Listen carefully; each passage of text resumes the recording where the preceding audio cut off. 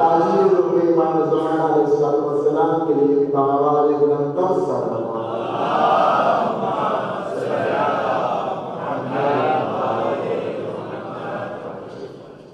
خالق کائنات لم یزل جو رحمان الرحیم ہے، جو ستار العلیم ہے،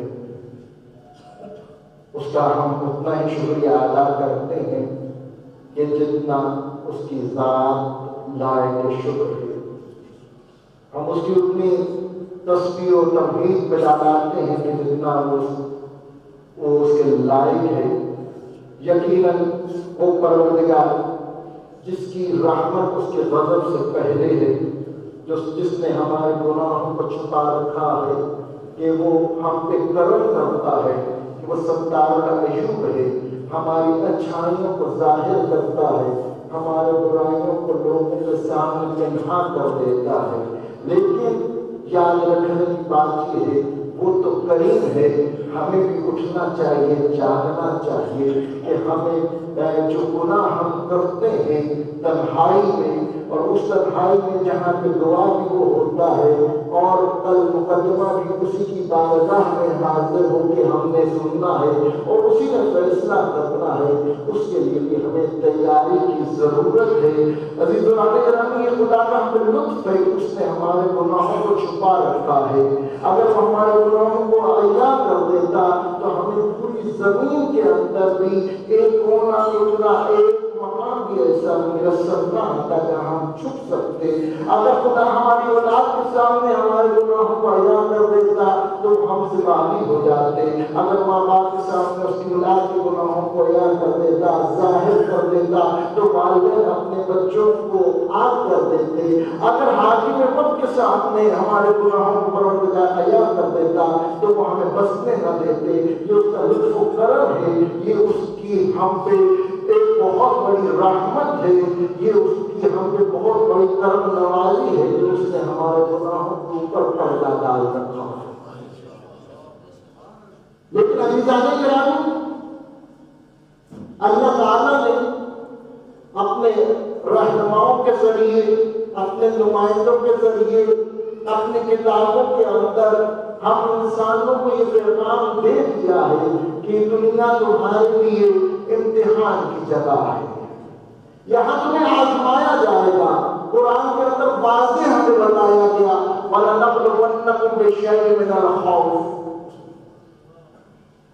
جی کہ یقیناً تمہاری آزمائش ہے۔ دنیا تو راحت کی جگہ مت تصور کیجیے گا، یہاں پہ عیش و عشرت کی زندگی اگر خدا نے دے دی تو حساب بھی اسی حساب کتاب کے مطابق ہوگا جتنا نوازا گیا۔ اگر نوازے گئے ہو تو تیاری بھی اتنی زیادہ کرنی پڑے گی کہ ہاں ہر نعمت کا حساب اتنا زیادہ دینا ہے، کیا میں اتنا تیار ہوں؟ اور اگر اللہ نے نہیں نوازا، فقر و فاقے ہے، شکر ادا کیا کرو کہ حساب کم ہوتا۔ حساب ہونا ہی ہونا۔ اللہ تعالیٰ خود فرماتا ہے، یہ بات چھپائی نہیں ہے اس نے۔ دیکھیں ہم اپنی آئمہ کی سیرت میں دیکھتے ہیں، مولا امیر المومنین نے اس دنیا میں 3 طلاقیں دی ہیں جس کے بعد رجوع نہیں، اور کسی نے دنیا کو نہیں اپنایا۔ آسمان و زمین کی بادشاہی ان کے پاس ہے، لیکن اس کے باوجود ان کے گھروں میں فاقے دکھائی دیتے ہیں۔ سیرت آئمہ یہ ہے، لیکن اس کا مطلب یہ نہیں ہے کہ ہم بھی کچھ نہ کریں، ہاتھ کے ہاتھ بھلے بیٹھے رہ جائیں نہ۔ روزگار حلال کمانا بھی عبادت ہے۔ امام باقر صاحب، امام محمد باقر علیہ السلام کھیتوں میں کام کر رہے ہیں، چاہنے والے نے آ کے کو سوال کیا ہوگا آپ کی مسلح عبادت میں مشغول ہونا چاہیے، آپ یہاں پہ کیا کر رہے ہیں؟ یہ دنیا کے کام۔ مولانا کہا یہ رزق حلال کمانا یہ ویسی عبادت ہے جیسے مسلح عبادت کی جاتی ہے۔ عزیزان گرامی، جو شخص اپنی اولاد کو فقر و فاقہ سے بچائے، رزق حلال کمانے کے لیے گھر سے نکلے، آئمہ فرماتے ہیں وہ اسی طرح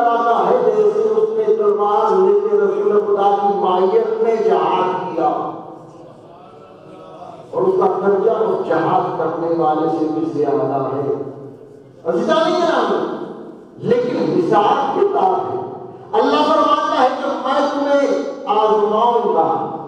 یہ دنیا جو مختصر زندگی اللہ تعالیٰ نے ہمیں نوازی ہے، کتنے ہم میں اپنے سے نمازی چلے گئے، ہماری آنکھوں کے سامنے یہاں آتے تھے، صف اول کی رونق ہوا کرتے تھے، نہیں رہی۔ عزیزان کرام، ہم نے بھی چلے جانا۔ آئمہ سے پوچھا کہ دنیا کی مثال، مثال دنیا کی بھی ایسی، دنیا کی مثال ایسی ہے جیسے ایک سجدہ کر کے بیٹھتے ہو اور دوسرے سجدے میں چلے جاتے ہو۔ اس کے دو سجدوں کے درمیانی وقفے کو دنیا کا نام دیا۔ اتنا کم وقت ہے جس کے اندر اللہ نے آزمانا ہے تو میرا کتنا بنتا ہے۔ اور اللہ تعالیٰ کہتے تو میرا بن انلی کا بننا، تو میرا بچہ تیرا بچہ ہوتا۔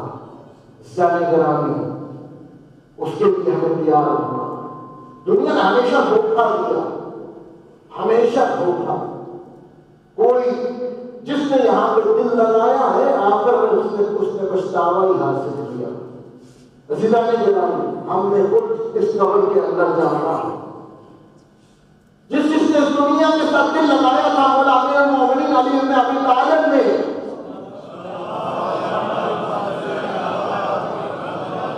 آ کے ان لوگوں کو خبردار کیا تھا، اے دنیا والوں، قبرستان گیا تھا۔ اور آپ لوگوں سے بھی گزارش کروں گا کہ یہ ائمہ کی سیرت سے ہمیں ثابت ہے کہ قبرستان کے اندر جایا کرتے تھے۔ انبیاء کی سیرت سے بھی ہمیں ملتا ہے کہ وہ قبرستان جایا کرتے تھے۔ کبھی آپ کی رحمت کر کے اپنوں کی قبروں پہ ضرور جایا کریں، نہیں تو ویسے ہی مسلمانوں کی قبروں میں جا کے ذرا دیکھ لیا کریں کیا حالات ہیں۔ میں گزشتہ دنوں قبرستان میں کیا تو حیرت ہوئی کہ قبریں ہل پڑی ہیں اور ان کا پرسان حال کوئی نہیں۔ اپنی اولاد کو لے کے جایا کرو تاکہ کل میں تمہاری قبریں نہ اس طرح بے آباد ہوں۔ کم از کم خود جاؤ گے، اولاد کو لے کے جاؤ گے، مہینے میں، 2 مہینے میں، 3 مہینے میں کم از کم ایک چکر اپنے شیڈول کے اندر مقرر کر لو کہ میں نے بھی جانا ہے، اولاد کو بھی لے کے جانا ہے۔ کیوں آج جس رستے پہ میں ان کو ڈالوں گا وہ اس رستے پر چلے جائیں گے۔ میں خطبہ جمعہ جب یہاں دیکھتا ہوں تو یہاں سبھی میرے سامنے ہوتے ہیں، اور جوانوں اور بچوں کی تعداد نہ ہونے کے برابر ہو، تو اور کچھ نہیں تو کم از کم جمعہ روز جمعہ والے دن خطبے کے دوران یہ خطبے کے الفاظ سنانے کے لیے آیا کرو۔ وہاں قبروں کی حالت یہ ہوتی ہے کہ اوپر کتے چل رہے ہوتے ہیں، قبر گری ہوئی ہے اور بنانے والا کوئی نہیں ہے۔ ہاں وہاں پہ وہاں جن کو پیسے دیے جاتے ہیں وہ حفاظت کرتے ہیں، آپ کو دیکھ کے بھاگ آتے ہیں۔ آپ سب جانتے ہیں مجھے آپ کو پڑھانے کی ضرورت نہیں ہے، لیکن آج جیسا بیچ موقع کل کاٹو گے، ہم اپنے پردادا کی قبر کے بارے میں نہیں جانتے، اس سے اوپر ہمیں نہیں پتا کون کہاں دفن ہے۔ یہ تو ہم اپنی کثرت اولاد میں ناز کرتے ہیں کہ خدا نے مجھے فرزند دیا، مسئلے چل پڑی، نہ بھول ہے۔ جانے گرامی، نیک اولاد سب کا جاریہ، اچھی تربیت کرو گے تو اچھا پھل کاٹو گے۔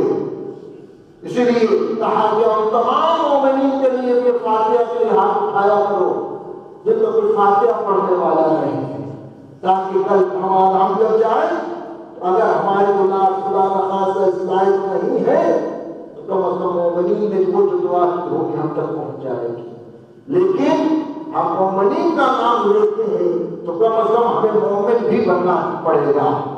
اسلام گرامی، مولا علی علیہ السلام نے دنیا کی حقیقت کو لوگوں کے سامنے ایسے بیان کیا کہ اے لوگوں، قبرستان سے میں خبریں لے کے آیا کہ وہ تمہاری بیویاں جن کی زلفوں کے حسین تھے، جن کے عشق کے دیوانے تھے، اس کے بغیر تمہاری دنیا نہیں کٹتی تھی، تمہیں سکون حاصل نہیں ہوتا تھا، تمہارے مرنے کی دیر تھی، آج کسی اور کے ساتھ سو رہی، آج کسی اور کا بستر گرم کر رہی۔ وہ اولاد جس پر نازا تھے، تمہارے مرنے کی دیر تھی، انہوں نے تمہاری اس جائیداد سے تمہیں فخر تھا کہ اتنا خدا نے مجھے مال دولت دیا ہے، آپس میں بانٹ لی ہے، ایک دوسرے سے لڑ رہے ہیں، اور وہ محل جیسا مقام جس کے اوپر تمہیں بڑے فخر سے حاجی صاحب، جوان صاحب، میاں صاحب، چودھری صاحب، فلانا شاہ صاحب، اس کی بڑی بڑی تختیاں لگائی تھی، آج وہاں پہ کوئی اور بس رہا ہے جس کو کی تختی لگ چکی ہے۔ خدا نے اس دنیا میں ہمیں آزمائش کے لیے بھیجا ہے کہ تو کتنا میرا بنتا، اور آزمائش کے بعد اللہ تعالیٰ انعام دیتا۔ اللہ تعالیٰ نے قرآن کریم کے اندر یا تو بتایا نہ ہو، ہمیں بتایا، یا تو اپنے نمائندوں کے ذریعے ہمیں خبر نہ دی ہو، خبر دی ہے کہ میں نے آزمانا کس سے؟ من شریف، من الخوف، خوف سے، خوف داری کر دوں گا۔ یہ خوف تو ہے، یہ تو گزشتہ دنوں زلزلہ آیا کیا تھا، ابھی تک 20,000 افراد کی خبر ہے وہ اس کا شکار ہوئے، پتہ نہیں کتنے لگ چکے، کتنے لوگ جو ہیں ابھی تک بلڈنگوں میں نیچے ہیں، ابھی تک ان کا پتہ نہیں، کتنے آگے سفا ہستی سے مٹ چکے، اس کے بارے میں اطلاع بھی نہیں ہے۔ لیکن یہ وہ زلزلہ نہیں ہے جو سورہ زلزال کے اندر اللہ تعالیٰ نے ہمیں بتایا، اور اس کے نبی نے ہمیں ہمارے سامنے پڑھ پڑھ کے سنایا ہے کہ وہ ایک زلزلہ بھی آئے گا، وہ جسے ہم لوگ مانتے ہیں، جس سے یہ ساری زمین تھرتھرا اٹھے گی۔ ہاں، وہ زلزلہ روز قیامت کے دن کے لیے محفوظ ہے۔ یہ جو زلزلہ ہے وہ زلزلہ نہیں تھا، لیکن ہمیں اٹھانے کے لیے شیر کیا بندہ خدا ہوش کے ناخن لے۔ آج بتایا جا رہا ہے کہ پاکستان اور ہند میں بھی ایسا زلزلہ ہے، چاہے خبر ہو، چاہے وہاں جو زلزلہ آیا تو کہا جاتا ہے یہ قدرتی نہیں ہے، خود ساختہ ہے، جو بھی ہے اتنی تعداد میں چلے گئے رہنا ہم نے بھی نہیں، لیکن ہم لوگ غفلت سے اٹھے جاگے کہ وہ زمین جس کے اوپر ہم لوگ برائی کرتے ہیں، خطائیں کرتے ہیں، اللہ تعالیٰ کی معصیت کھلے عام کرتے ہیں، چھپے کرتے ہیں، یہ زمین گواہ ہے، یہ ہر چیز نکال کے پھینک دے گی۔ وہ زمین جس کو ہم کوئی وقت نہیں دیتے، ہمارے نزدیک اس کی کوئی حیثیت نہیں ہے کہ یہ بے جان ہے، یہ تو زمین ہے، یہ تو مٹی ہے، لیکن رسول اللہ فرماتے ہیں کہ یہ گواہ ہے تمہارے تمام اعمال کی جو تم نے اس کے اوپر انجام دیے۔ اور ہم زمین کو پرویسے جیسے آئے اعمال کرتے ہیں، وہ تنہائی جہاں زمین بھی گواہ ہے، جہاں پہ ہمارے آلائے بدن، یہ اللہ نے جو ہمیں یہ بدن عطا کیا ہے، جب روح اٹھا لے گا تو یہ بدن تو اللہ تعالیٰ اس کے اندر ہر اعضاء ہے، ہمارے ہاتھ، ہمارے پاؤں، ہماری آنکھیں، ہماری زبان، یہ سب ہمارے خلاف گواہی ہے۔ عزیزان گرامی، اور اسی صورت کے اندر، سورۃ زلزال کے اندر اللہ تعالیٰ نے اور زیادہ واضح کر کے بتا دیا کہ جو کچھ اعمال تم نے کیے ہیں اللہ تعالیٰ تمہارے سامنے رکھے گا۔ فَمَن يَعْمَلْ مِثْقَالَ ذَرَّةٍ خَيْرًا يَرَهُ، بس جو نیکی تم نے ذرہ برابر بھی کی ہوگی تمہارے سامنے رکھ دے گا۔ عزیزان گرامی، ساتھ اتنی بات نہیں، فَمَن يَعْمَلْ مِثْقَالَ ذَرَّةٍ شَرًّا يَرَهُ، تو جتنا اگر ذرہ برابر بھی تم نے گناہ کیا ہے تمہارے سامنے رکھ دیا جائے گا۔ رسول اللہ صلی اللہ علیہ وسلم کے سامنے ایک مسافر آیا، جلدی میں تھا، اپنے گھوڑے میں سوار تھا، جلدی سے آیا، گھوڑے سے اترا، رسول خدا کی خدمت میں حاضر ہوا، اصحاب کا مجمع بیٹھا ہوا تھا، کہا مسلمان نہیں ہوں، جلدی میں ہوں، جلدی سے مجھے اپنے اسلام کی تعلیمات دیں کہ میں آگے جا کے اسلام پہ عمل کروں۔ جلدی میں آیا، جلدی سے جانے والا ہے، سارے اصحاب حیران و پریشان ہیں کہ اتنا جلدی میں ہے، کون اتنی جلدی اسلام سیکھ رہا ہے، ہمیں اتنا عرصہ ہو گیا۔ تو رسول اللہ نے یہ 2 آیات اس کے سامنے بیان کیا، گھوڑے پہ سوار ہو کے چلا گیا اور کہا یہ جو عمل آپ نے مجھے بتا دیا تو آیتیں فَمَن يَعْمَلْ مِثْقَالَ ذَرَّةٍ خَيْرًا يَرَهُ وَمَن يَعْمَلْ مِثْقَالَ ذَرَّةٍ شَرًّا يَرَهُ، جو میں نے کل اسلام بتا دیا ہے۔ اس کو آیت جامعہ بھی کہتے ہیں۔ اگر صرف انسان یہ دیکھ لے کہ میرا ایک نیکی گنی جا رہی ہے، چاہے وہ ذرہ برابر ہے، میں جان کی نیکی انجام دے رہا ہوں یا انجانے میں دے رہا ہوں، وہ گنی جائے گی، یا وہ ایک بنائی جس کی وہ میرے برابر ذرہ برابر بھی نہیں ہے، وہ بھی گنی جائے گی۔ عزیزان گرامی، یہ ذرہ ذرہ برائیاں انسان کو گناہ کبیرہ کی طرف لے جاتی ہیں، اور سب سے برا انسان خدا کے نزدیک وہ ہے جو چھوٹی برائی کو مقدس نہ کرے۔ برا ترین شخص کہا گیا۔ عزیزان گرامی، انسان گناہ کرتا ہے لیکن اس کے مواقع ہم لوگ خود مہیا کرتے ہیں۔ آج اگر ہمارے معاشرے کے اندر گناہ ہے اور زنا کی بھرمار ہے تو اس کے اندر کہیں نہ کہیں ہم بھی گناہ کر رہے ہیں۔ ہمارے وہ مشترکہ پروگرام، ہمارے گھروں کے اندر وہ پردے کا اٹھ جانا، ہمارے گھروں کے اندر وہ محرم رشتے کی متعلق کو اور اس حیا کے پردے کو اٹھا دینا، ہم لوگ سب اس کے اندر شریک کار ہیں۔ اور یہ وہ انجانے گناہ ہے جو ہمارے سامنے کر ظاہر ہوگا۔ ہم کہتے ہیں زنا بہت زیادہ ہو رہا، برائی زیادہ ہو رہی ہے، تو ہمارے معاشرے میں دیکھیں ہم لوگوں کو علم ہے کہ یہ برائی ہے، پتہ ہے، بازاروں میں ہمیں پتہ ہے کہ ہم لوگ جائیں گے تو بے حجاب خواتین وہاں پہ ہماری نظروں پہ پڑے۔ میں تقریباً 1.5 سال پہلے امپوریم مال میں ماسک لگا کے گیا تھا، یہیں کے برادران شاید ممکن ہو، ماسک لگایا تھا، اس لباس پہ بھی نہیں تھا، تو انہوں نے کہا علامہ صاحب آپ یہاں، یعنی پتہ ہے کہ یہ ایسی جگہ نہیں ہے جہاں پہ علماء کرام آئے۔ ہاں بازار کے اندر ہمیں پتہ ہے کہ ہاں، اور شادی بیاہ کے اندر جو آج کل سب جی سارے اپنے ہیں، پتہ چلتا ہے کہ فلانا فلانے کے ساتھ ٹھیک ہو گیا۔ ایسی جانے کہ ہمیں احتیاط کرنی ہے، ہمیں اٹھنا پڑے گا، یہ جو ہم بیج بو رہے ہیں کاٹنا پڑے گا۔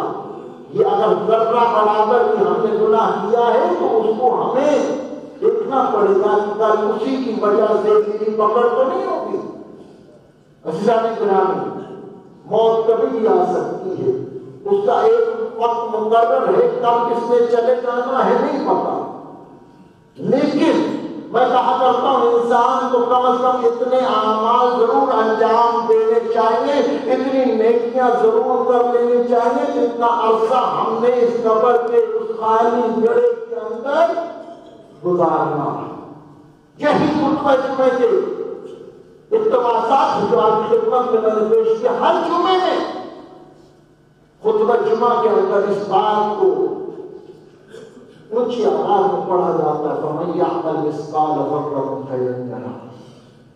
دیکھو ہمیں کوشش کرنی ہے، خدا سے طاقت اور قوت مانگنی ہے، پروردگار ہمیں ایسا بنا دے جیسا تو چاہتا ہے، ایسا بنا دے جیسے محمد والے محمد ہمیں دیکھنا چاہتے ہیں۔ کل کو ایسا نہ ہو کہ ہم کہیں مولا ہم تو آپ کے ہیں، مولا کہے نا آپ کو ایسی بات نہیں ہے جو ہم جیسے ہم ہمارے چاہنے والے۔ عزیزان گرامی، ایسا نہ ہو کہ خدا ہم پہ بھی عذاب نازل کرے۔ یہ عذاب ہی خدا تمام مسلمانوں کو محفوظ رکھے، مسلمانوں کو اس لیے کہ دشمن ہی ہے۔ یہ آپ نے کل دیکھا ہوگا کہ ایک انگریز نے کارٹون بنایا جس کے اوپر ترکی کی بلڈنگیں گری ہوئی ہیں اور نیچے اس نے کیپشن دی تھی کہ ہاں آپ ان کے ممالک کے اندر ٹینکوں کی بھیجنے کی ضرورت نہیں۔ دشمن مسلمانوں کو مسلمان کر کے دیکھتا ہے. یہ جو ہم بٹے ہوئے ہیں، جو اپنے اختلافات ہیں، ان کو لے کے بٹے ہوئے ہیں. عزیزان گرامی، ہمیں اکٹھا ہونا پڑے گا، ہمیں یکجان ہونا پڑے گا، اٹھنا پڑے گا. اور پھر وہی منظر کہ ہر طرف زلزلے کا خوف و ہراس تھا، لیکن ایک مقام ایسا بھی ہمیں دیکھنے کو ملا جسے مقام سیدہ زینب کہتے ہیں، کہ وہ مزار جناب زینب الکبریٰ عالیہ ثانیہ زہرا شریعت الحسین، اس کی ذریعے مبارک کے اندر زائرین کا اتنا رش ہے کہ لوگ وہاں کے بتا رہے ہیں ایسے جیسے اربعین پہ ہوتا ہے. کہ کہا کہ دنیا تو ہل گئی تھی ہماری، لیکن جناب سیدہ زینب نے ہمیں پناہ دی ہے. ایک ذرہ بھی ہلا، کسی کو نقصان نہیں ہوا. عزیزان گرامی، اللہ تعالی ہم سب کو زیارت حضرت زینب اسلام اللہ سے مشرف فرمائے. عزیزان گرامی، یہ وہ ہستی ہے جس نے شام کو فتح کیا. بی بی کی عجیب زندگی ہے کہ بی بی جو اپنے کبھی باپ سے ہم کلام نہ ہوئی تھی، کبھی گھر سے باہر نہ نکلی تھی، زندگی میں 3 سفر کیے.